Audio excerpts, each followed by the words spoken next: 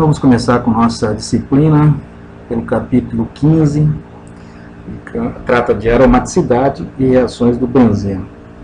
Esse material está na quarta edição do livro de Química Orgânica da professora Paula Wilkenes-Buis.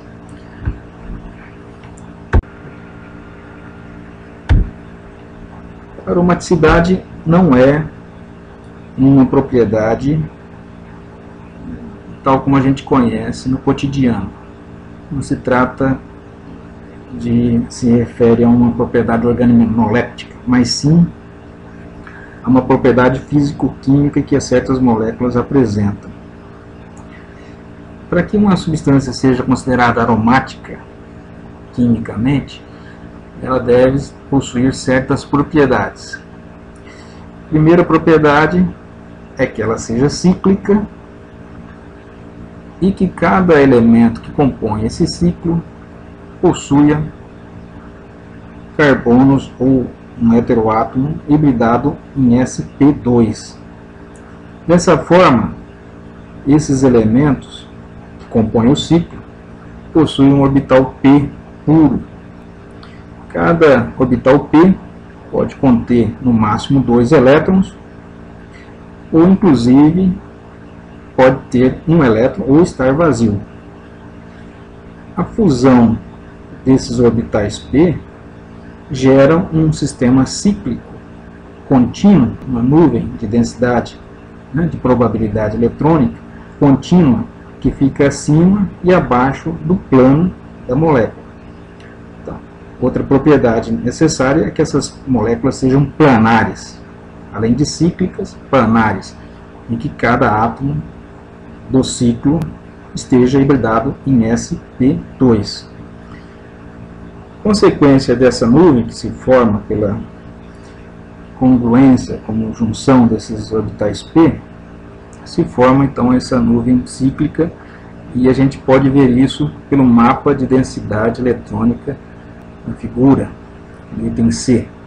Notem que pela coloração vermelha indica a região de maior densidade eletrônica, e as regiões em verde são regiões de menor densidade eletrônica. Então isso demonstra que realmente existe uma concentração de elétrons na região central da molécula de benzeno, no caso.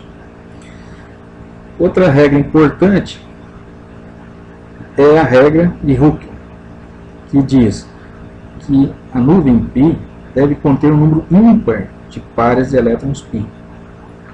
A gente vai ver isso nos exemplos para facilitar.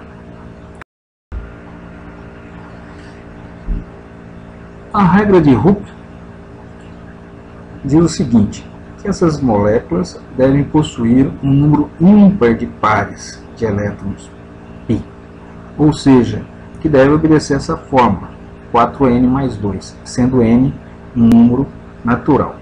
Então, se começarmos com n igual a 0, o resultado dessa soma é 2. 4 vezes 0 é 0, mais 2, 2. E 2 é um número ímpar de pares. Se n for igual a 1, 4 vezes 1, 4, mais 2, 6. 6 são 3 pares. Então temos um número ímpar de pares, obedece a regra. Se n for igual a 2, 4 vezes 2, 8, mais 2, 10. 10 são 5 pares, um número ímpar de pares. E por aí por diante, né? Ou seja, se você encontrar um número de elétrons π que satisfaçam essa fórmula, sendo n igual a um número natural, essa molécula que possui esse número de elétrons π obedecerá à regra de Hooke.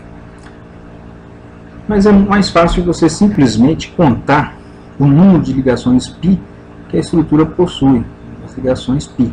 A gente vai ver alguns exemplos, ficará mais fácil. Observem essas 3 moléculas. São todos sistemas cíclicos, com carbonos sp2, e que possuem ligações simples e duplas alternadas. Ou seja, aparentemente todas poderiam ser aromáticas. Porém, Algumas obedecem à regra de Huckel e outras não. O primeiro composto é o ciclobutadieno, também conhecido como 4-anuleno, que é um ciclo de 4 com duplos e simples alternados. Depois temos o benzeno, que é um ciclo de 6, também conhecido como 6-anuleno, que possui 6 elementos no ciclo, que é o ciclo hexatrieno, se fosse chamado de outra forma. E depois temos o ciclo octatetraeno, que são um ciclo de 8 membros, também com duplas e simples alternadas, mas vamos ver agora qual deles são aromáticos e quais não são. Pela regra, o primeiro exemplo, o 4-anuleno, ele possui duas ligações π, são aqueles dois traços. Duas ligações π possuem 4 elétrons. Cada ligação π é formada por 2 elétrons. Cada traço duplo significa uma ligação π, e uma ligação π é formada por um elétron de um elemento e um elétron do outro elemento, para formar a ligação. Nesse caso, nós temos que contabilizar cada traço duplo desse aí como sendo um par de elétrons π. Nesse caso, nós temos 2 pares, que são 2 traços duplos, né? Ou seja, 2 pares é um número par de pares, portanto, não obedece à regra. O benzeno possui 3 traços duplos, né? 3 ligações duplas, π, né? Portanto, são um número ímpar de ligações π. Cada ligação tem um par, a mesma coisa que dizer um número ímpar de pares, né? O ciclo octatetraeno possui 4 pares. 4 pares seriam 8 elétrons π. 4 pares, ou 4 ligações duplas, π, que a gente está vendo aí, confere um número par de pares, portanto não é aromático. Então, o ciclo butadieno não é aromático, pois tem um número par de pares de elétrons π. O ciclo octatetraeno não é aromático, pois não é planar. Isso é uma exigência também. Não basta ser uma molécula cíclica, que tenha simples e duplas alternadas, né, que seja hibridado em sp2, mas também é necessário que tenha planaridade. Isso a composto 8-anuleno não possui. E não possui por uma exigência geométrica. A gente sabe que a hibridação sp2 gera um ângulo de 120 graus entre os elementos, né, ligados ao carbono sp2. Nesse caso aí não tem como construir um ciclo de 8 membros planos com ângulos de 120 entre eles. Então a molécula fica distorcida. Por isso que gera uma estrutura em forma de cadeira, né? Não é planar, portanto também não é aromático. Não tem como uma nuvem circular de forma contínua, formando curvas, né, para baixo e para cima. Aqui nós temos alguns compostos cíclicos, né, com propriedades diferentes. Temos aqui o ciclo propeno, o cátion ciclo propenila e o ânion ciclo propenila. Esses compostos são aromáticos? Analisemos primeiro o ciclo propeno.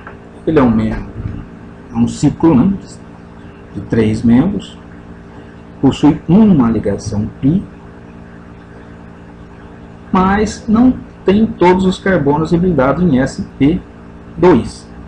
Observe que o carbono inferior, o vértice inferior, é um carbono sp3, possui 4 ligantes, 2 hidrogênios que não estão representados e 2 carbonos do ciclo. Portanto, esse composto não obedece à regra, que é que todos os elementos do ciclo sejam hibridados em sp2.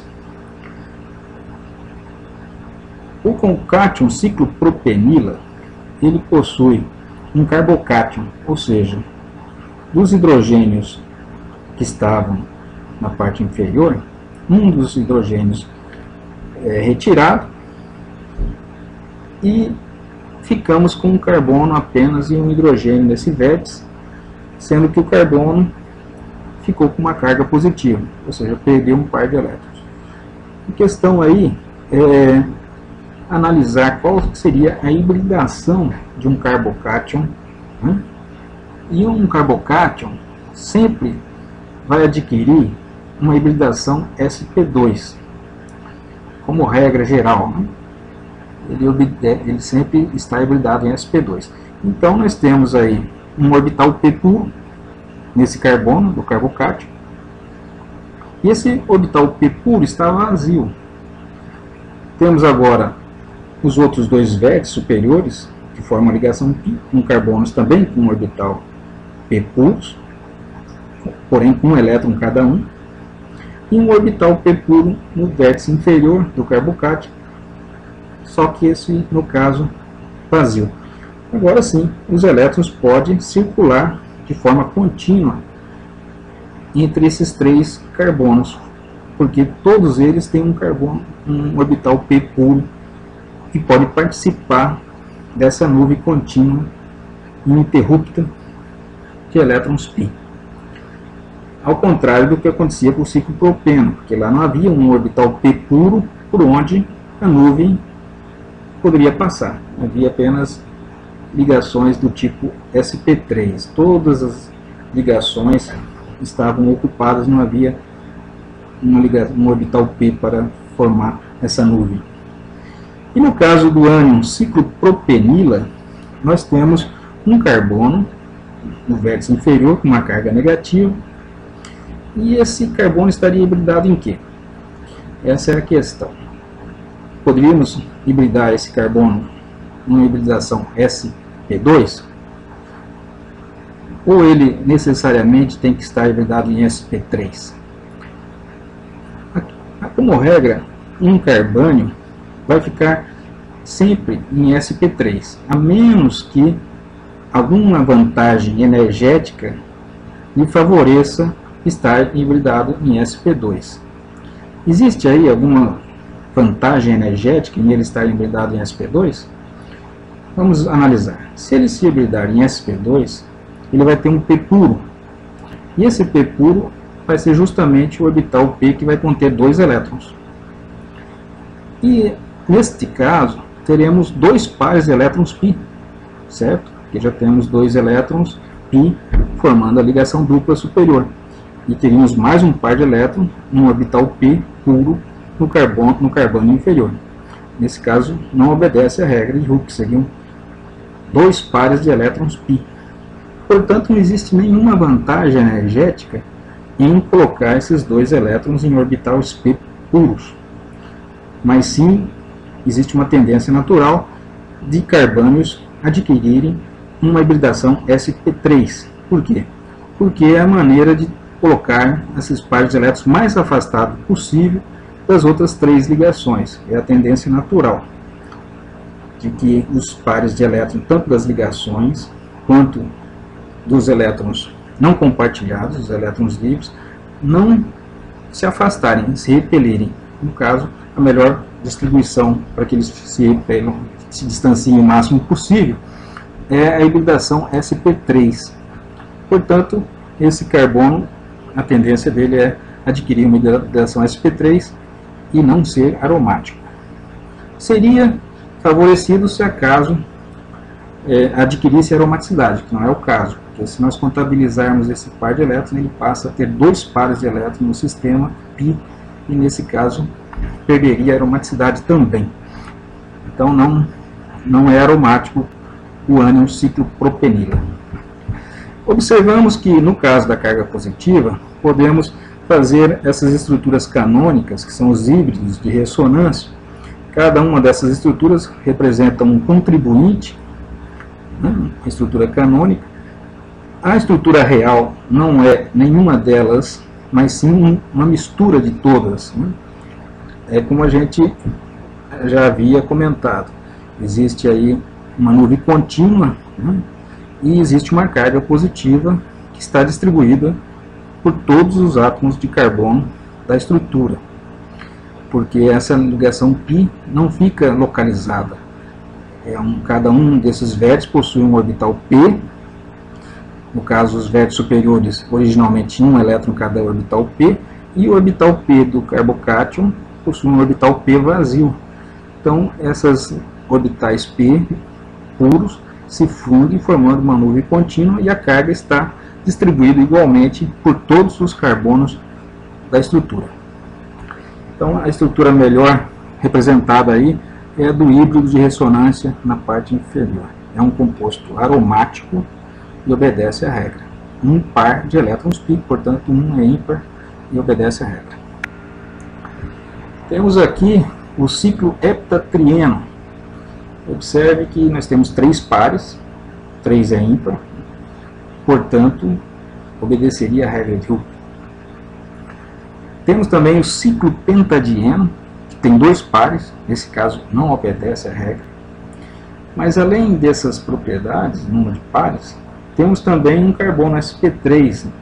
Como foi visto anteriormente, se existe um carbono sp3, a estrutura larga de ser planar, porque um carbono hibridado em sp3 adquire uma geometria tetraédrica, e isso quebra a planaridade da molécula.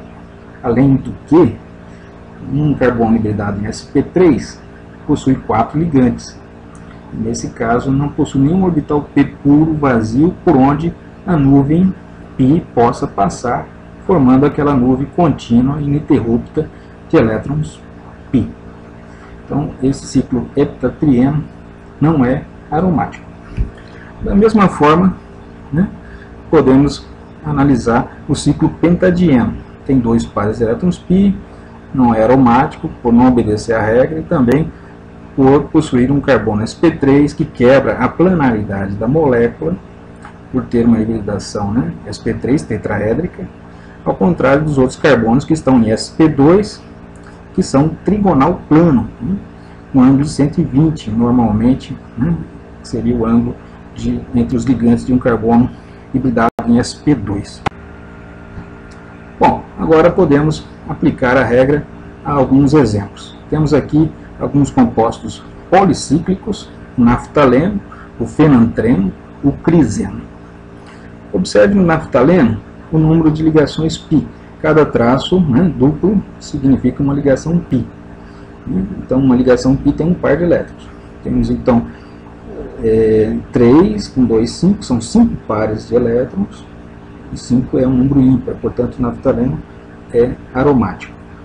Todos estão carbonos sp2, né, o sistema é planar, ângulos de 120 graus, perfeito, sistema aromático. O fenantreno, podemos observar, a mesma regra se aplica, são 3 mais 2 mais 2, são 9.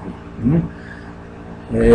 São 3, 4, 5, 6, 7 pares, né? Estamos aí, 7 pares é um número ímpar de pares, portanto, também obedece à regra, todos hibridados em sp2, planar, né? Ângulo de 120 graus, perfeito, é aromático.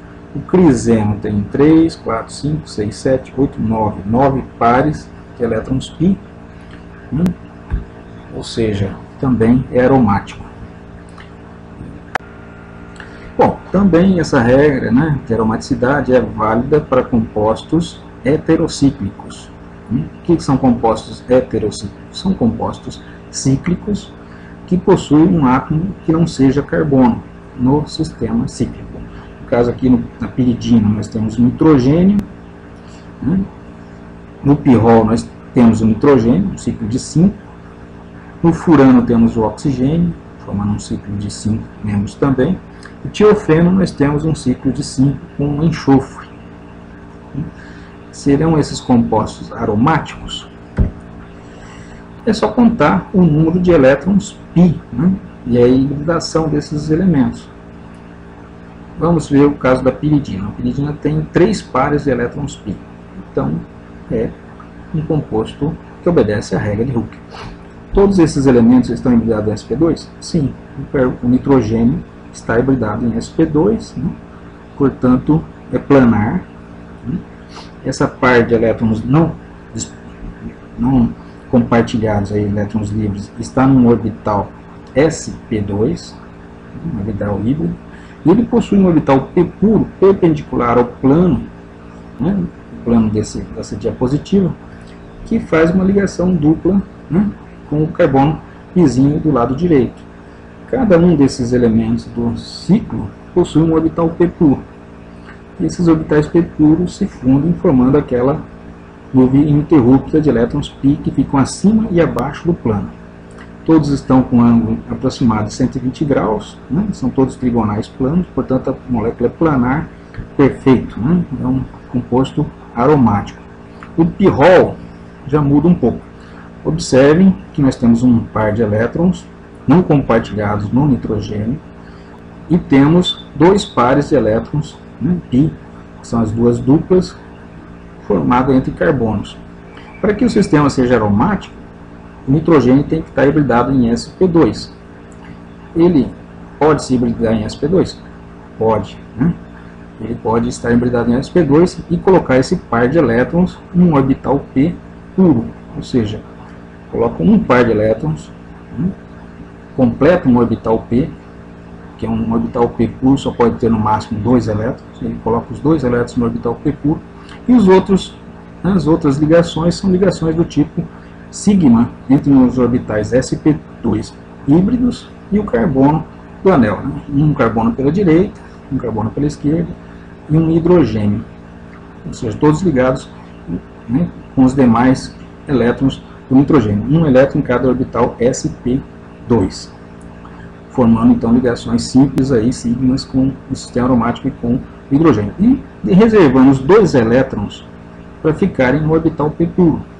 Esses elétrons do orbital p puro se fundem com os demais orbitais p do sistema π, dando continuidade à nuvem, tornando-a ininterrupta, contínua, né? E a estrutura adquire uma estrutura planar, né, típica dos sistemas aromáticos. Esse composto é aromático, o nitrogênio não tem esse par de elétrons disponível para ser doado, porque ele está comprometido com a aromaticidade do pirrol, ao contrário da piridina. Na piridina, o par de elétrons estava no orbital sp2 e estava disponível para ser doado em reações do tipo ácido-base de Lewis. No furano, nós temos uma situação similar. Nós temos 2 pares de elétrons π entre carbonos e temos o oxigênio. Esse oxigênio pode estar hibridado em sp2? Sim, pode estar hibridado em sp2. Ele possuiria esse par de elétrons superiores, por exemplo, né? Só para figurar, em um orbital p puro. O par de elétrons inferior estaria num orbital sp2, não compartilhado, e as outras 2 ligações estariam, né, um elétron cada, em orbitais sp2 também.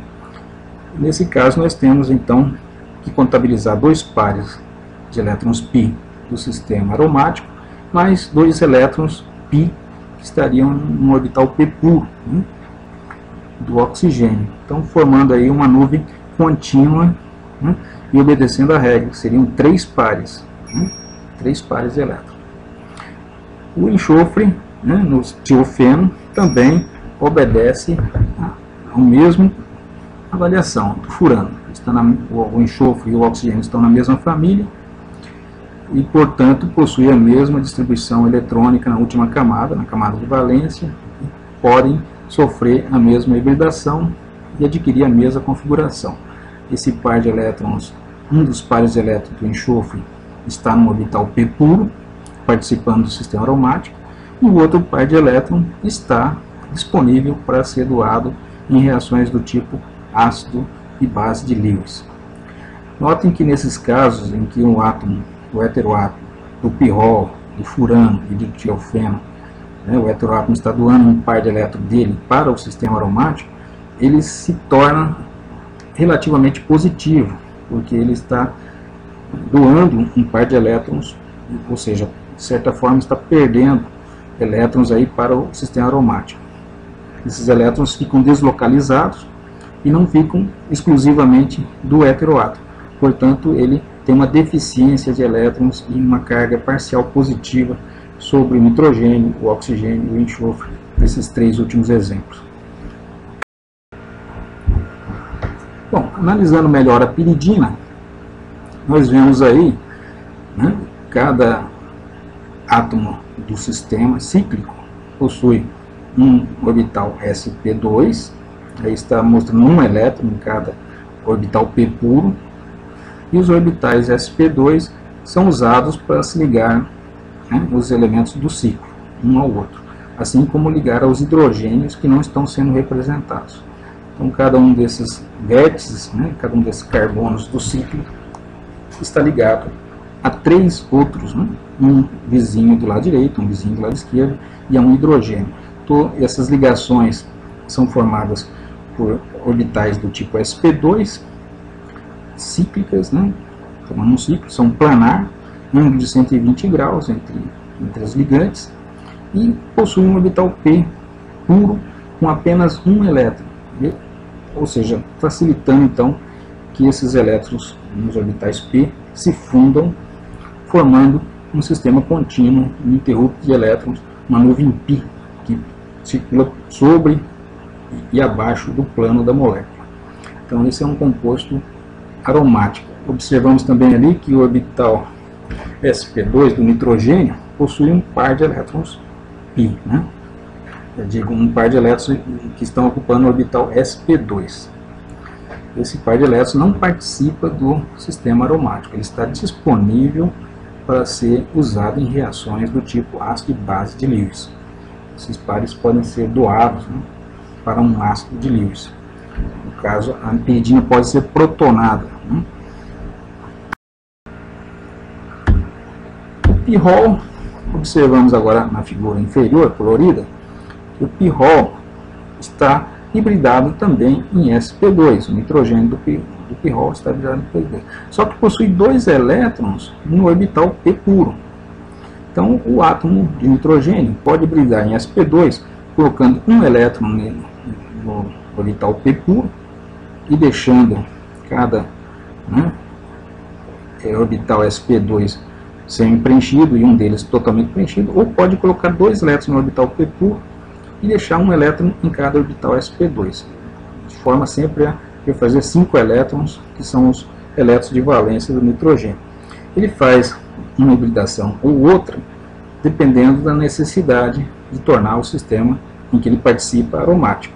Observe aí que se a gente contabilizar os elétrons P, né, os elétrons que estão em orbitais P puro do sistema, contabilizaremos 6 elétrons, ou seja, 3 pares, o que obedece à regra de Hooke, tornando o composto aromático. Então, o nitrogênio adquire essa hibridação justamente para tornar o sistema aromático, tem um ganho de estabilidade que compensa ele colocar esses elétrons nesses orbitais p puro. Observe que, pelas estruturas canônicas, os contribuintes de ressonância do pirrol, mostrado na parte superior, que esses pares de elétrons podem ser representados circulando, né, pelo sistema cíclico, que na verdade ocorre, né? Eles não estão localizados sobre o nitrogênio ou individualmente sobre nenhum desses átomos de carbono, mas sim circulando continuamente por toda a molécula. Aqui temos o furano. Tal como o nitrogênio, ele também é aromático. Observe que tem a mesma hibridação, o nitrogênio e o oxigênio, estão ambos em sp2. Observe que temos o orbital p puro do nitrogênio e do oxigênio com 2 elétrons, que fica no orbital p puro, juntamos com os outros 4 elétrons dos orbitais p dos demais carbonos da molécula, formam 6 elétrons, ou seja, 3 pares, obedecendo a regra de Hooke. O oxigênio também ocorre o mesmo, se bem que no oxigênio nós temos 2 elétrons a mais não compartilhados que estão em orbitais sp2. Esses elétrons estão disponíveis para doar em reações do tipo ácido-base de Lewis. Observe as estruturas de ressonância do oxigênio. Um dos pares eletrônicos não compartilhados dele, que está ocupando o orbital P, está participando do sistema aromático. Ele está deslocalizado. Com isso, o oxigênio adquire uma carga parcial positiva. Essas estruturas são contribuintes de ressonância. Isso significa que a estrutura real não é nenhuma delas em particular, e sim uma mistura de todas, ou seja, um híbrido. Agora temos alguns heterocíclicos, né, com mais de um núcleo aromático.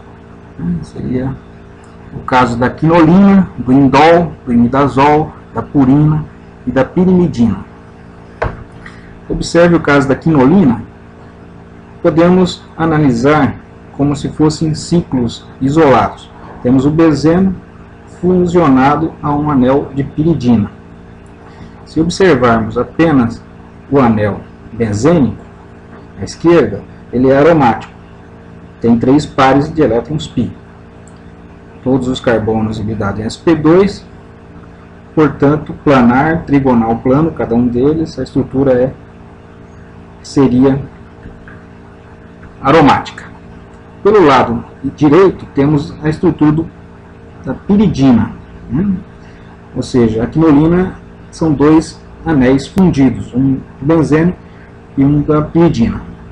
No caso da piridina, também ela é aromática. Considerando o lado esquerdo fusionado, que é contabilizado tanto para um quanto para outro, podemos considerar também 3 pares de ligações π. Portanto, né, seguindo o exemplo da piridina, também seria aromático. Se quisermos contar, também podemos contar. Temos 3 pares de elétrons π do lado do benzeno, do anel à esquerda, e temos mais 2 pares de ligações π do lado da piridina, que perfaz 7 pares, ou seja, um número ímpar de pares. Então a quinolina é aromática. Esse par de elétrons não compartilhados do nitrogênio estaria num orbital sp2 e não participaria do sistema aromático, portanto a quinolina é básica e possui um par de elétrons não compartilhados que podem ser usados em reações do tipo ácido-base de Lewis. No caso do indol, temos um anel benzênico fusionado a um anel de 5 membros do pirrol. Também podemos analisar por separado o benzeno aromático e o pirrol também aromático, sendo que o par que une os dois ciclos seria contabilizado tanto para um ciclo quanto para outro. Agora, se quisermos contar o total de ligações π, temos 3 do lado do benzeno ali representados e mais um par no ciclo da pirrol. E temos que contar também esse par de elétrons não compartilhados que está hibridado, né? O nitrogênio está hibridado em sp2, possuindo 2 elétrons em orbitais p puros. Ou seja, temos que contar esses 2 elétrons para que o sistema seja considerado aromático. Então são 3 do lado do benzeno, mais um par não compartilhado do nitrogênio e mais uma ligação π do pirrol. Ou seja, no total são 5 pares, né? Ou seja, obedece à regra. No caso do imidazol, nós temos 2 nitrogênios. Um dos nitrogênios, o da esquerda, possui já uma ligação dupla. Ou seja, ele já está hibridado em sp2, possui uma ligação π ligando um carbono do lado de baixo e uma ligação sigma do tipo sp2, sp2 do lado de cima. E um par de elétrons não compartilhado que está no orbital sp2. Não podemos colocar mais elétrons em orbitais p, porque ele já tem um orbital p puro fazendo uma ligação dupla. Então esses 2 elétrons não compartilhados obrigatoriamente tem que ficar numa orbital sp2 não compartilhado. Por outro lado, o outro nitrogênio, o nitrogênio da direita, este sim pode ter esse par de elétrons colocados em um orbital p puro, porque ele tem hibridação sp3, se ele quiser, ou sp2. Ele vai adquirir a hibridação que melhor favoreça a estabilidade da molécula. Observe que já temos 2 pares no sistema, 2 pares de elétrons formando 2 ligações duplas, e portanto falta um par. De onde virá esse par? Virá do nitrogênio da direita, que não faz nenhuma ligação π. Então ele pode colocar esses 2 elétrons no orbital p puro. O nitrogênio da esquerda já tem um elétron no orbital p formando uma dupla. não pode colocar mais 2 elétrons em um possível, improvável orbital P. Impossível. Portanto, esse composto aromático possui duas ligações duplas já mostradas aí, e mais um par de elétrons que vem do nitrogênio da direita. No caso da purina, temos aí do lado esquerdo um sistema ciclo com 2 nitrogênios, ciclo de 6 membros, e já contabilizamos 3 ligações π, ou seja, já existe aromaticidade, portanto, esses elétrons não compartilhados do nitrogênio não são necessários e não tem como participar desse sistema, porque ele já está completo. O nitrogênio já faz uma ligação π, já ocupa um orbital P puro para fazer essa ligação π, e não tem como colocar mais elétrons nesse orbital P. Por outro lado, do lado do ciclo de 5 membros, com 2 nitrogênios, do lado direito, a purina possui uma dupla no ciclo de 5 e mais uma dupla ali na junção entre os ciclos. Então são 2 ligações π. Ela precisa de mais um par para completar o sistema. Como faria? Ela usaria o par de elétrons do nitrogênio sp2. De baixo, os dois são sp2, podem observar, mas um deles já tem uma ligação dupla, já tem uma ligação π. Não pode colocar aquele par de elétron num orbital P, porque já possui um orbital P fazendo um compartilhamento de elétrons. Agora o nitrogênio inferior, este sim, tem um orbital P no Q, que ele pode colocar 2 pares de elétrons para formar um sistema cíclico com 6 elétrons π. Se quisermos, podemos contabilizar todos os elétrons do sistema, contabilizaríamos 6 elétrons, ou 3 pares do lado esquerdo, e mais 3 pares, mais um par ali, no caso da dupla entre o nitrogênio e o carbono, e mais um par do nitrogênio inferior, formando, portanto, 7 pares, 5 do lado esquerdo, mais um do lado direito, e mais um par fornecido pelo nitrogênio inferior. A pirimidina possui 2 nitrogênios, é similar à purina, portanto já foi analisado na purina, esse anel já possui 3 ligações π, ou seja, 6 elétrons, e não necessita desses elétrons não compartilhados dos nitrogênios. Não tem como eles participar do sistema π, porque eles teriam que estar em orbitais p.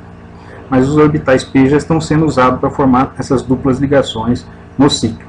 Então, esse sistema já é aromático, sem necessidade desses pares de elétrons do nitrogênio, os 2 nitrogênios. Ou seja, esse composto é bastante básico, tem 2 pares de elétrons não compartilhados, um em cada nitrogênio, que podem ser doados em reações do tipo ácido-base de Lewis. Aqui vamos falar do efeito da aromaticidade sobre os valores de pKa de algumas substâncias. Observamos aqui o ciclo pentadieno e observamos também o etano. Observe em vermelho que o etano tem um pKa de 50, enquanto o ciclo pentadieno tem um pKa de 15. Observe que a escala de 15 para 50 implica 35 zeros, ou seja, 1 seguido de 35 zeros. É um número bastante elevado, demonstrando que a diferença de acidez entre o ciclo pentadieno e o etano são bastante elevados. Qual a explicação para isso?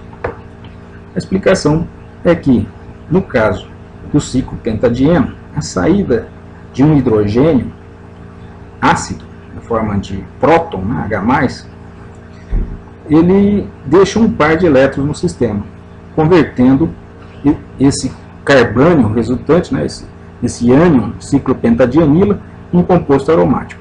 Então o ganho de estabilidade devido à liberação de um próton é que favorece essa reação ocorrer, ou seja, a saída de um próton. No caso do etano, ele não tem esse ganho de estabilidade. Ele continua sendo um composto instável, seria um carbônio primário, bastante desfavorecido a formação de um carbono primário. Um carbono, quando ligado a um hidrogênio, ambos têm uma eletronegatividade similar, nenhum tem força suficiente ou um desequilíbrio suficientemente grande para que a ligação se rompa, sendo que o carbono ficaria com os pares de elétrons do hidrogênio. Essa reação, essa protonação, essa liberação de próton não ocorre. Por outro lado, no ciclo pentadieno, como existe a formação de um sistema estável, que é o ânion ciclo pentadienila, relativamente mais estável do que o etano, o ânion etano, ele é favorecido. É por isso que é dessa forma que se explica a acidez relativamente alta do ciclo pentadieno, uma acidez próxima de um álcool primário. Aqui está o ânion ciclo pentadienila. Observe aí que o par de elétron, contabilizado com as duas ligações já existentes, as duas ligações π, perfazem um total de 3 pares de elétrons π. Esse par de elétron π do carbônio está no orbital p puro, e esse carbono está hibridado em sp2, justamente para promover a estabilidade dessa molécula, a aromaticidade. Aí estão algumas contribuintes de ressonância, como já foi falado. Não se trata de nenhuma delas em particular, mas um híbrido, uma mistura dessas estruturas canônicas, representado abaixo. Ou seja, esse par de elétrons se junta, que está no orbital p, se junta aos demais orbitais p, formando um sistema contínuo de elétrons π. Aqui temos uma situação curiosa. Observe o composto brometo de ciclo heptatrienila.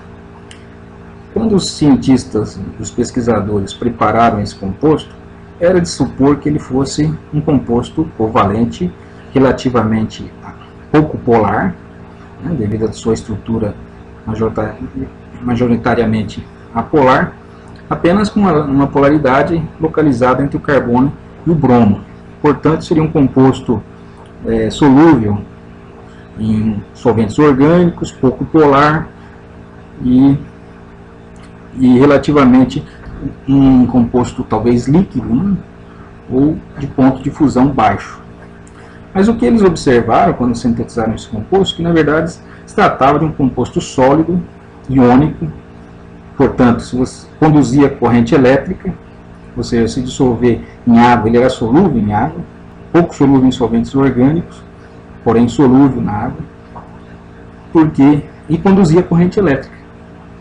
Então, por que isso acontece? Acontece porque a ligação entre o bromo e o carbono, ela pode ser rompida. O bromo sair, ele é mais eletronegativo, existe um dipolo, ele sai levando os pares de elétrons e deixando um carbocátion em seu lugar, como está representado. Esse carbocátion, como sabemos, tem hibridação sp2, ou seja, possui um orbital p puro vazio. Então agora esse composto, esse carbocátion, esse cátion, pode ser aromático. Podem notar que todos os carbonos estão hibridados em sp2, todos têm um orbital p puro, sendo que o carbono do carbocátion tem esse orbital p puro vazio. Os demais carbonos possuem p puros com um elétron cada. Somando esses elétrons em orbitais p puros, temos 6 elétrons, ou seja, 3 pares, portanto obedece à regra. Temos uma estrutura planar, uma estrutura trigonal plana, e todos os carbonos em sp2 e obedece à regra, portanto é um composto aromático. Ali embaixo estão as estruturas canônicas, mostrando a carga positiva, que ela não fica localizada, ela é deslocalizada entre os carbonos. E a representação mais adequada é do híbrido de ressonância mostrado abaixo, em que a carga está distribuída entre todos os carbonos e os elétrons estão igualmente distribuídos entre todos os carbonos através da nuvem π. Observe aí que nós temos os compostos mais estáveis são os aromáticos. Os menos estáveis são os antiaromáticos. E de estabilidade relativamente intermediária, nós temos os compostos cíclicos, né, com elétrons localizados, ou seja, estruturas normais. Então, uma substância é antiaromática se for uma substância cíclica, planar, com um anel ininterrupto de átomos, né, o qual contém orbitais p, e a nuvem π deve conter um número par de pares de elétrons. Ou seja, resumindo, todas as regras devem obedecer todas as regras de aromaticidade, com exceção da regra de Hooke. Então, se você quiser identificar um composto antiaromático, observe se ele obedece todas. Necessariamente tem que obedecer todas as regras, exceto uma, obrigatoriamente todas exceto uma, que é a regra de Hooke. Ou seja, tem que ter um número par de pares de elétrons. As demais regras têm que ser obedecidas também. Então, para ser antiaromáticos, tem que ter todos, né, os requisitos da aromaticidade, com exceção da regra de Hooke. Bom, aqui é um estudo da teoria dos orbitais moleculares, né, para descrever aromaticidade e antiaromaticidade. Observe uma regra mnemônica para memorizar. Você pega as estruturas, desenha elas todas com os vértices, um dos vértices voltados para baixo, depois traça linhas, essas linhas tracejadas, e depois os traços dos orbitais. Vamos começar ali por A, o ciclo hexano que está mostrando ali. Temos aí um ciclo hexano, o vértice inferior representa um vértice, portanto um orbital.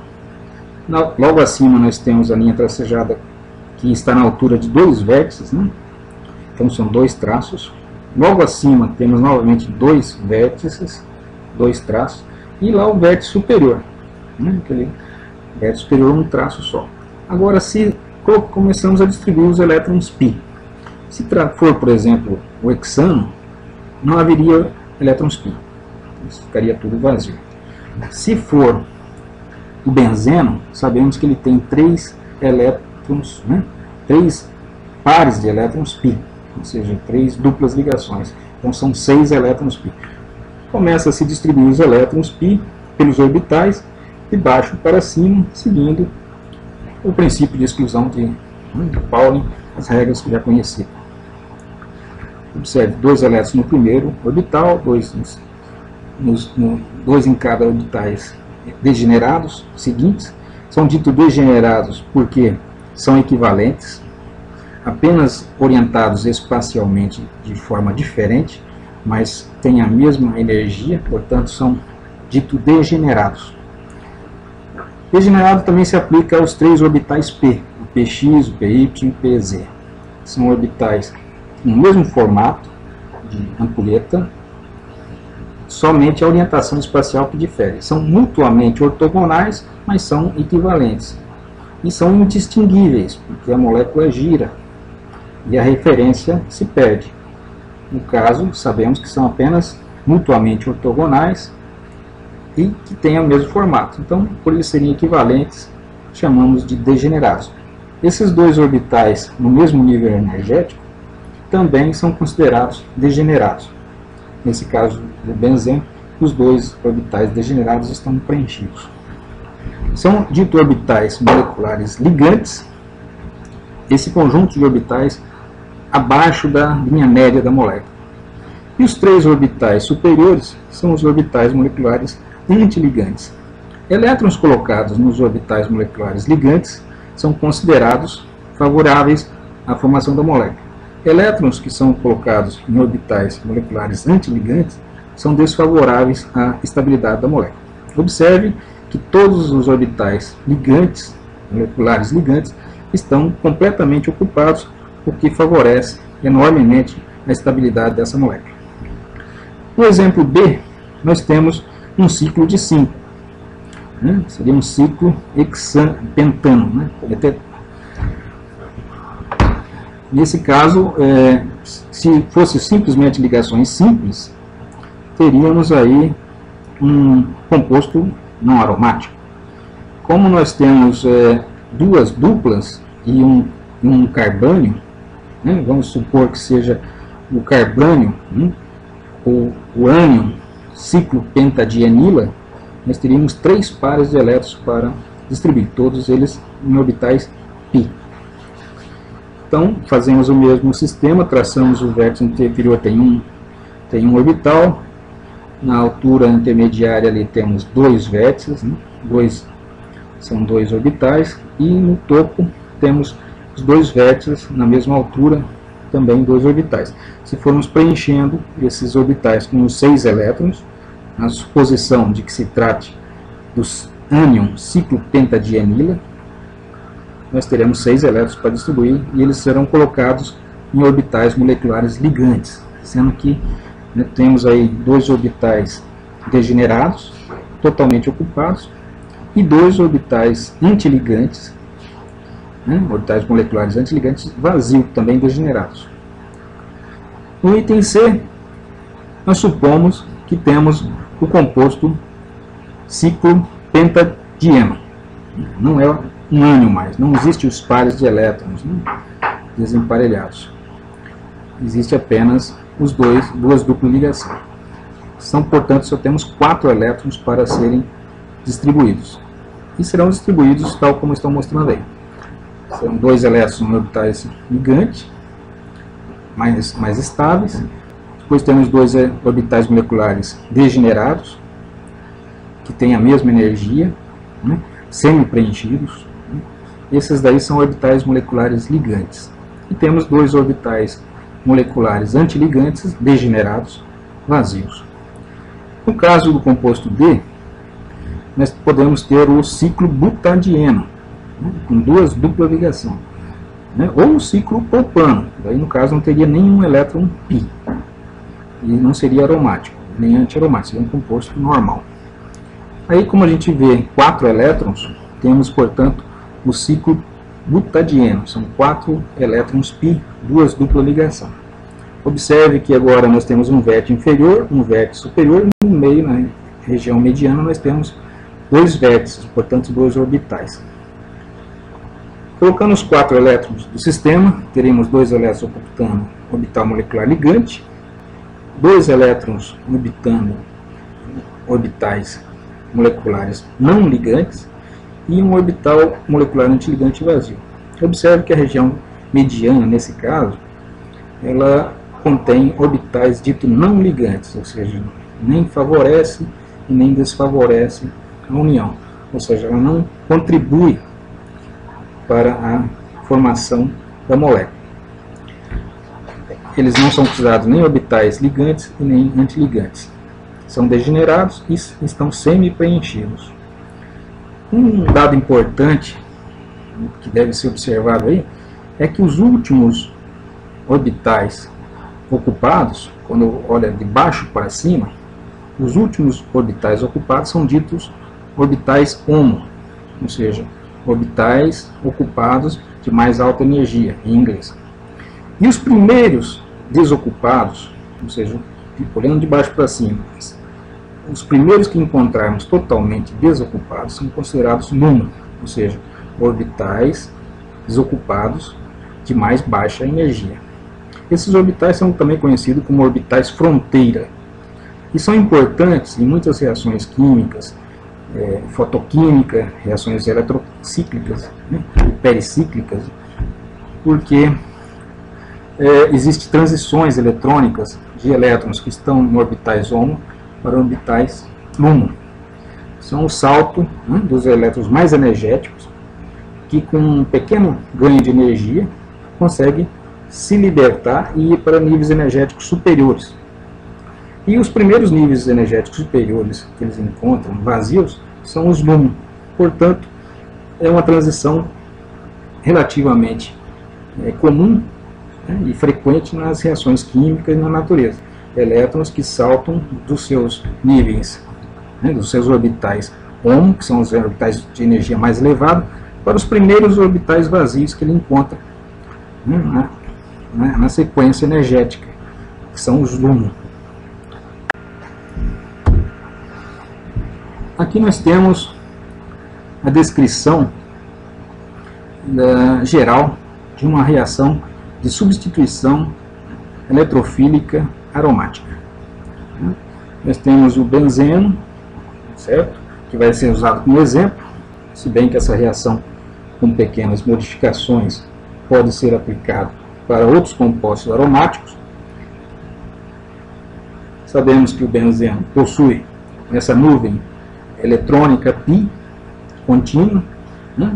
Então ele é rico em elétrons π. Esses elétrons reagem com eletrófilos. Eletrófilos, como o nome diz, são espécies químicas amigas de elétrons. Né? Filos quer dizer amigo, elétrons, trófilos quer dizer amigo de elétrons. Quem são os eletrófilos? São substâncias ou espécies atômicas ou moleculares deficientes de elétrons, com uma carga positiva, né? Uma carga parcial positiva, ou até mesmo uma carga efetiva, né? Positiva. Ou seja, pode ser um ácido de Lewis e pode ser um cátion. Né? Bom, vemos ali então, né, que ocorre um ataque. Um dos pares de elétrons do benzeno são entregues ao eletrófilo.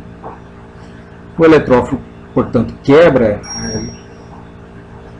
a aromaticidade do benzeno. Forma-se um carbocátion, porque com a perda de um par de elétrons do sistema aromático se forma um carbocátion adjacente à entrada do eletrófilo. Observe ali que existiam já hidrogênios, né? Em todos os vértices do benzeno existia um hidrogênio não representado. E se forma um carbono sp3, esse carbono ligado ao eletrófilo, esse eletrófilo Y, né? De forma genérica, representado como Y, está ligado ali ao carbono, né? São 4 ligantes, portanto esse carbono é sp3. Posteriormente, pode ter 2 caminhos. Encontramos daí uma espécie, né, nucleofílica, com elétrons disponíveis agora para ser doados, que podem se ligar, né, ao carbocátion do sistema, né, que se formou, neutralizando essa carga positiva. Ou seja, teríamos uma reação de adição, né, uma reação de adição a uma insaturação do benzeno. Isso não acontece, já veremos por quê. Outro caminho é a saída de um próton, um H+, favorecido pela base, pelo Z-, que é o nucleófilo. Então, sai um próton que é capturado pelo nucleófilo. E dessa forma, o par de elétrons é devolvido ao sistema aromático, né, ao sistema cíclico, formando o sistema, restaurando o sistema aromático. Agora com a substituição, né, com a presença de um eletrófilo no anel, que é o Y. Então sai o hidrogênio ligado ao nucleófilo Z, formando uma substância HZ. Por que a reação de adição, a exemplo de reações de adição que ocorrem com alcenos, não são favorecidas ou não ocorrem com o benzeno? Porque de acontecer essa reação, a substância perderia sua aromaticidade. Observe que o composto de partida é aromático e o composto substituído com ZY, né, na parte superior, não é aromático. Então, isso daí implica uma perda de estabilidade. A molécula era estável, se torna uma substância menos estável. Então, não que seja impossível de acontecer esse tipo de reação, mas eles são desfavorecidos. A tendência é haver a eliminação de um próton, né, o hidrogênio, e ser restaurada a aromaticidade. É um vale energético para onde corre a molécula. Ela não vai subir a montanha energética para se formar um composto menos favorável. Vai formar o composto mais favorável, que é o composto substituído. Esse tipo de reação ocorre em todos os exemplos de substituição nucleofílica, né? Aliás, eletrofílica, aromática, né? Substituição de um hidrogênio por um eletrófilo. O que varia é a natureza do eletrófilo. Nesse caso aí podemos ter um grupo nitrosônio, um grupo sulfato, né? A gente vai ver vários exemplos. Aqui temos o progresso da reação. Observamos a energia que aumenta na vertical e o progresso da reação na horizontal, ou seja, ao longo do tempo. Então temos os reagentes, que seria o benzeno e o composto YZ, um nível energético basal na base. Para que ocorra a reação, deve haver a quebra de uma ligação π. Então necessita-se de energia, e também se necessita energia para quebrar a ligação YZ. Portanto, temos que subir essa montanha de energia, ou seja, fornecer energia para que essas ligações sejam rompidas. Uma vez elas tenham sido rompidas, se forma o carbocátion e uma nova ligação entre o Y e o carbono do sistema aromático se forma. Portanto, essa formação de ligação implica uma certa estabilização. A formação de ligação fornece energia, né? Quebra a ligação, gasta energia. Então, foi necessário aplicar energia para quebrar essas ligações e se formou um composto, se formou uma das ligações, o Y se ligou ao carbono, portanto, houve uma pequena queda. Temos esse intermediário e agora encontramos, né, o outro elemento, o Z-, que é o nucleófilo, que vem e tem que haver outra quebra de ligação, a ligação hidrogênio-carbono, né, para sair o próton. Aí precisa subir essa nova pequena montanha, né, esse pequeno desnível. E, finalmente, para se formar o composto estável, né, que seria o resultado da substituição. Esses compostos são mais estáveis, estão na base do progresso aí, da linha vertical, ou seja, mais estáveis, portanto. O produto da adição, que seria a entrada do nucleófilo na posição orto, ou seja, vizinho a Y, forneceria um produto de adição que é mais instável, portanto está energeticamente na região superior e é desfavorecido a sua formação. A carga positiva formada devido à ruptura da ligação π pela presença do eletrófilo causa a formação de um carbocátion. Esse carbocátion, por sua vez, ele não tem uma estrutura única, ele tem vários híbridos de ressonância, ou seja, contribuintes de ressonância. Essa carga positiva circula pelas posições orto, para, relativa à entrada do eletrófilo. Depois a saída de hidrogênio é uma fase rápida da reação, né, quando o hidrogênio sai, capturado por uma base, esse B representa uma base que captura o hidrogênio, portanto, o produto de substituição é mais estável. Observe que o Y, né, quando quebra a estrutura aromática, rompe a ligação π, é uma fase lenta da reação. Por quê? Porque exige mais energia para que essa ligação, essa ruptura ocorra, justamente porque se desfaz a aromaticidade do sistema. Então ela é lenta. Uma vez tendo ocorrido essa fase da reação lenta, essa carga positiva é relativamente estabilizada por esses híbridos, por esses contribuintes de ressonância, e finalmente é uma reação rápida quando se restaura a aromaticidade com a saída do próton, do hidrogênio. Vamos agora a alguns exemplos de reação de substituição eletrofílica aromática. Temos aí, nós vimos a equação geral, em que tínhamos um Y representando o eletrófilo. Agora vamos ver casos em que esse Y são eletrófilos reais.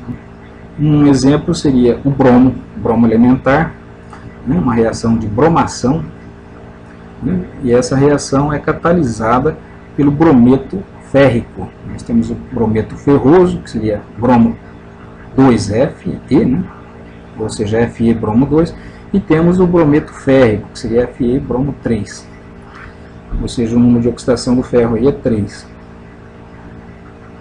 E essa reação ocorre, né, tal como foi mostrado para o Y, só que agora temos o bromo fazendo o papel de Y. Vamos ver em detalhe como essa reação ocorre. O catalisador, o brometo férrico, se coordena com o bromo.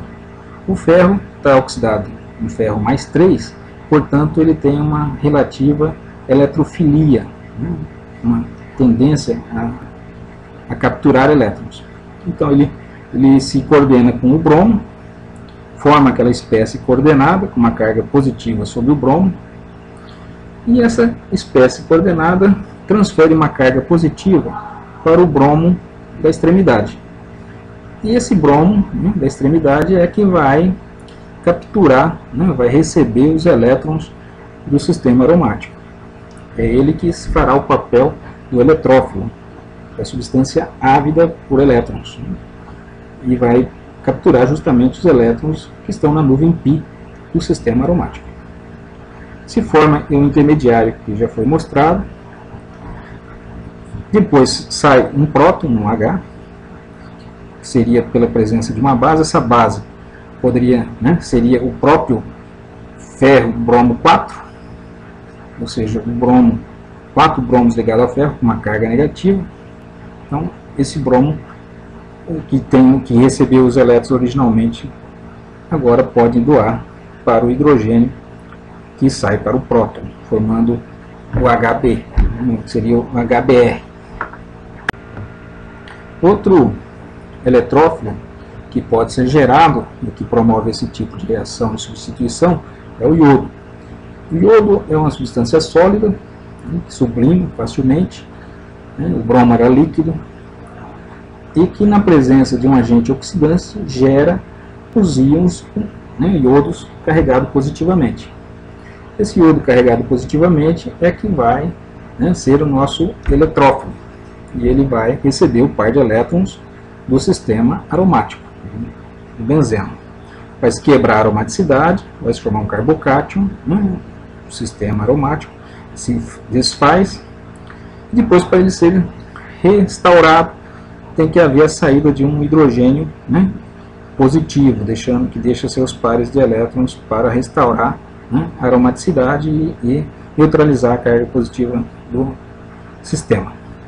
Então esse B seria o contra-íon do I+, né, poderia ser outro iodo neutro ou negativo, formaria ácido iodídrico. Reação de nitração do benzeno. Bom, temos aí o ácido nítrico, que na presença do ácido sulfúrico entra em equilíbrio, né? O ácido sulfúrico é um ácido mais forte que o ácido nítrico, portanto protona o ácido nítrico.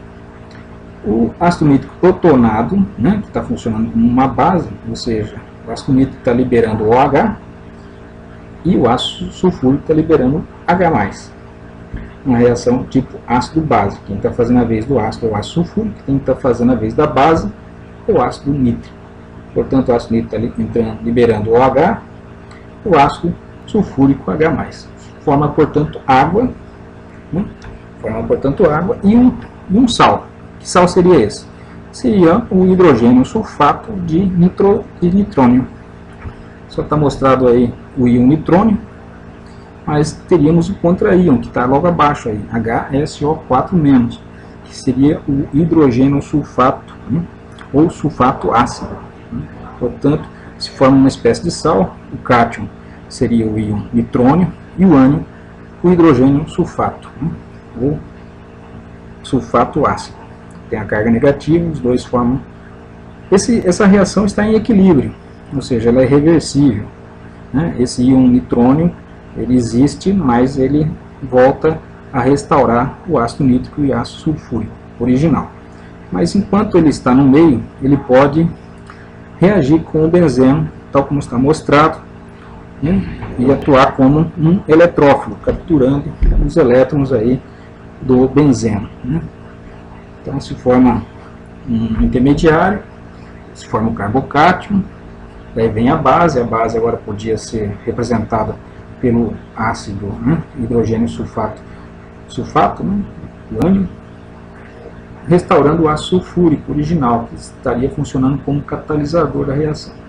Essa reação pode seguir, né, em várias etapas, em cada etapa entrando um grupo nitro, né, ou seja, haver uma polinitração do benzeno. Os compostos polinitrados são instáveis e comumente são explosivos.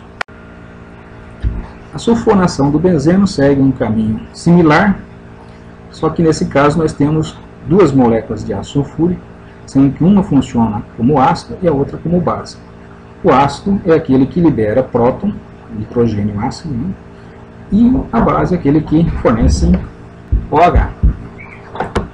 De uma reação ácido-base se forma sempre água e sal. No caso aí, um dos íons, uma das moléculas, né, de ácido sulfúrico vai gerar, né, uma espécie carregada positivamente por desidratação, e a outra vai formar o ânion, que seria o sulfato ácido, né, ou hidrogênio sulfato. Essa parte da molécula carregada positivamente pode se decompor, né, em SO3, né, e H3O+, ou seja, ela ainda possui um hidrogênio ácido, né, esse hidrogênio protona a água e neutraliza a carga positiva sobre o enxofre, ou seja, sai um hidrogênio H+, deixando, portanto, um par de elétrons sobre o oxigênio, e esse par de elétrons, né, neutralizaria a carga do enxofre, formando uma espécie SO3, que é conhecido como anidrido sulfúrico. Notem que todas essas reações são reversíveis, portanto, também obedece à lei, né, das massas. Se você tiver água no sistema, você vai promover a reversão da reação. Não, que é um modelo diferente. Não deu. Se você borbulhar anidrido sulfúrico na reação, você vai promover a formação da espécie SO3H. Ou seja, essa espécie é nosso eletrófilo. Quanto maior a sua concentração, melhor a reação ocorre, mais rápida.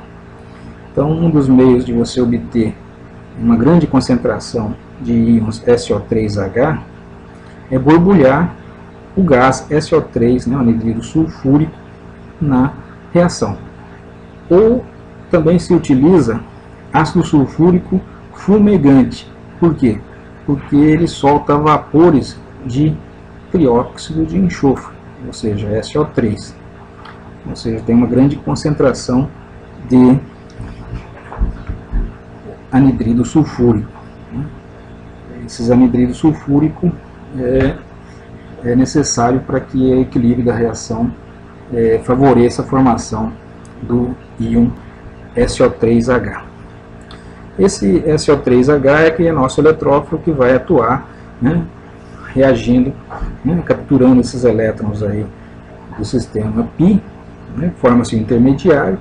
Essa base que está aparecendo aí, que vai receber o próton, pode ser o contra-íon, né, o SO4H-, que foi formado. Então, a molécula de ácido sulfúrico está funcionando como catalisador e reagente da reação.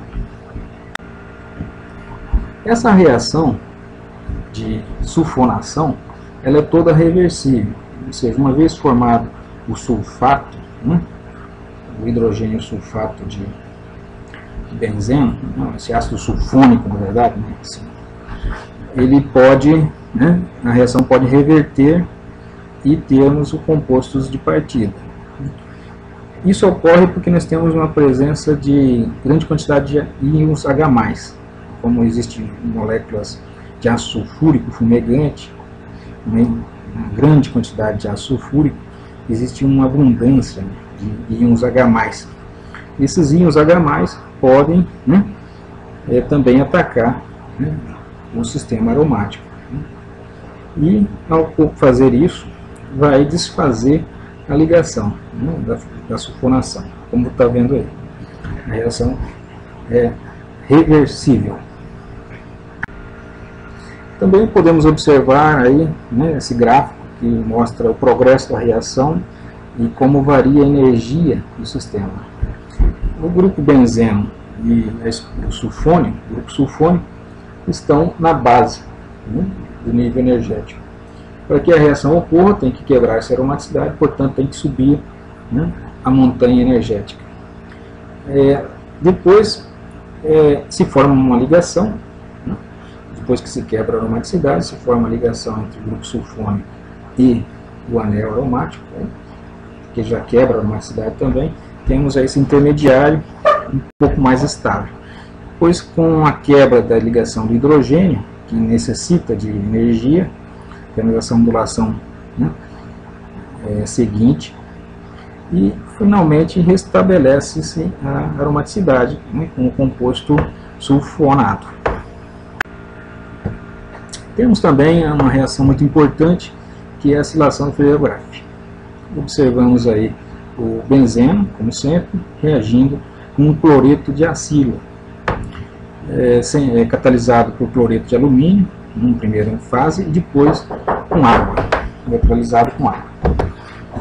Estas reações, né, também ocorrem por geração de um eletrófilo, e tanto na reação com anidrido acético, né, um anidrido de ácido, no caso, genericamente, como um cloreto de acilo, ou até mesmo um cloreto de alquila, né, um composto halogenado, pode sofrer uma reação, né, gerando um carbocátion, né, que vai ser nosso eletrófilo, promovendo a reação tal como a gente já viu nos outros exemplos. O mecanismo da reação é similar. O composto halogenado reage com cloreto de alumínio, que é o catalisador. A gente sabe que o cloreto de alumínio é um composto ácido, um ácido de Lewis. Ele recebe pares de elétrons, então ele captura um cloro, né, o que faz com que ocorra ruptura da ligação do cloro, né, com o resto da cadeia. Forma-se ali o carbocátion, né, genérico R, que vai atuar como nosso eletrófilo, e a reação segue como nos exemplos anteriores. Esse B que aparece ali, que seria a base, pode ser, né, o próprio catalisador, né, o alumínio cloro 4 negativo, que doaria um cloro, né, o cloro que foi retirado, doaria o cloro para o hidrogênio, formando ácido clorídrico. Aqui está um exemplo da reação. Observe, um cloro-butano reagindo, né, atuando o catalisador cloreto de alumínio, isso formaria o carbocátion primário, e esse carbocátion primário é que funcionaria como o eletrófilo, e o produto esperado seria o 1-fenilbutano, que é esse último composto. Mas na prática se observou a formação de apenas 35% desse produto esperado. Os outros 65% ficou na forma de 2-fenilbutano. Então vem a pergunta, por que isso ocorreu? Ocorreu porque, né, os carbocátions primários são mais instáveis que os carbocátions secundários. Ou seja, se forma assim um carbocátion primário originalmente, mas ocorre depois uma migração de próton, né?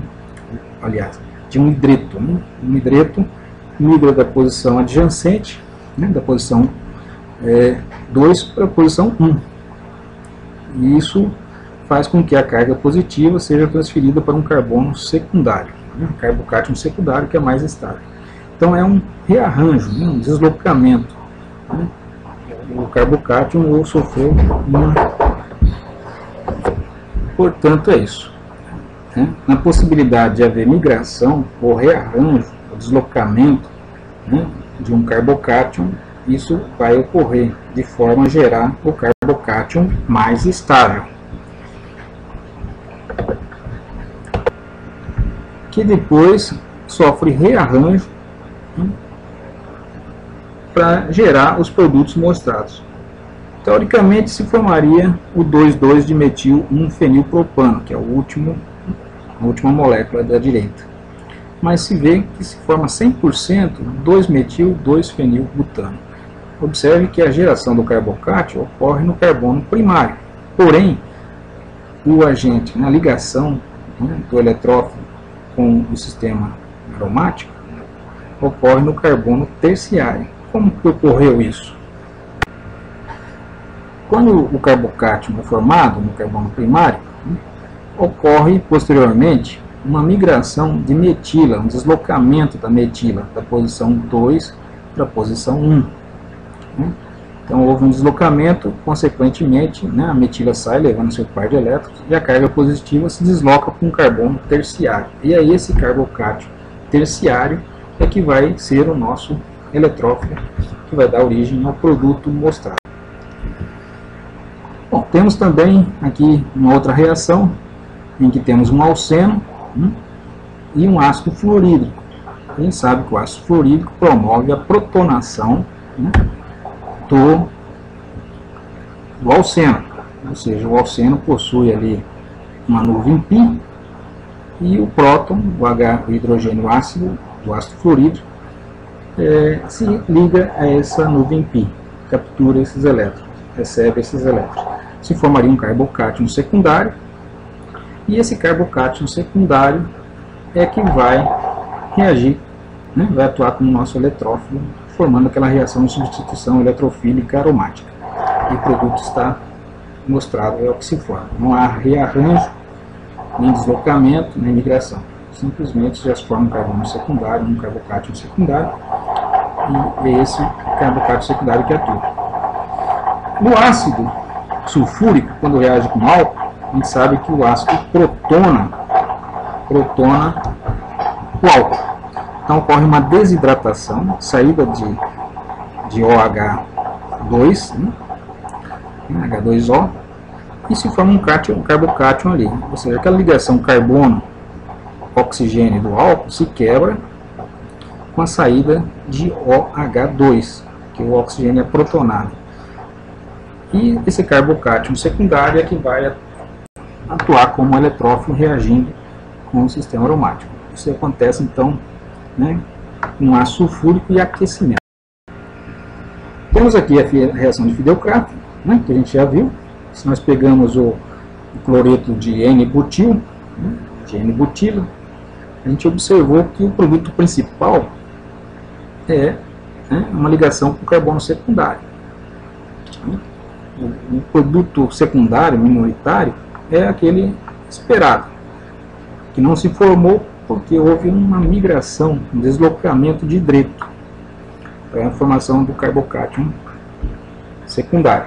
Então surge a pergunta: como deveríamos proceder para que esse produto secundário fosse o majoritário? Haveria uma outra forma de preparar, né, o fenilbutano de forma a ser o produto exclusivo, não se formar esse produto aí principal? Sim, existe uma forma, já veremos como. Se nós, em vez de usar o cloreto de N-butila, usarmos, né, um cloreto de acila, né, nós teríamos aí uma reação com um único produto, que é o benzeno acil substituído, que está sendo mostrado ali. Nesse caso não há migração e nem rearranjo.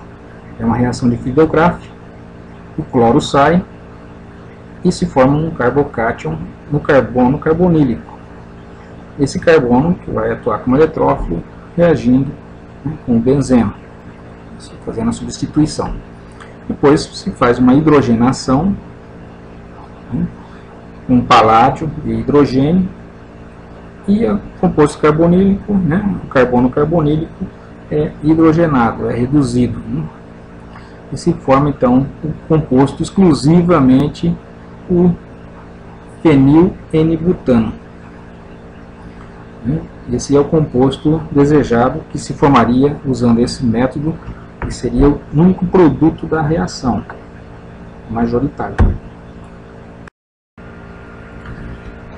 Temos aí dois métodos de hidrogenação. Podemos usar a redução de Clemmensen, usando um amálgamo de zinco e mercúrio, ácido clorídrico e aquecimento, né? Ou seja, o ácido clorídrico ataca o amálgamo, gera hidrogênio, né, molecular. Esse hidrogênio, né, pode, na presença do próprio amálgamo, né, que atua também como catalisador, favorecer a hidrogenação dessa carbonila. Também temos a redução de Wolff-Kissner, que usa a hidrazina, uma base e aquecimento. Também vocês observam que a hidrazina possui, né, 4 átomos de hidrogênio, eles podem ser entregues ao oxigênio da carbonila por forma água e mais 2 hidrogênio ao carbono para produzir o composto hidrogenado.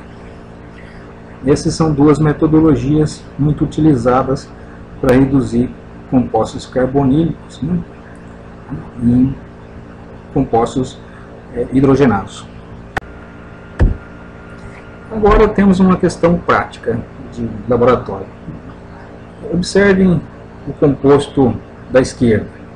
É um composto carbonilado que necessita ser hidrogenado.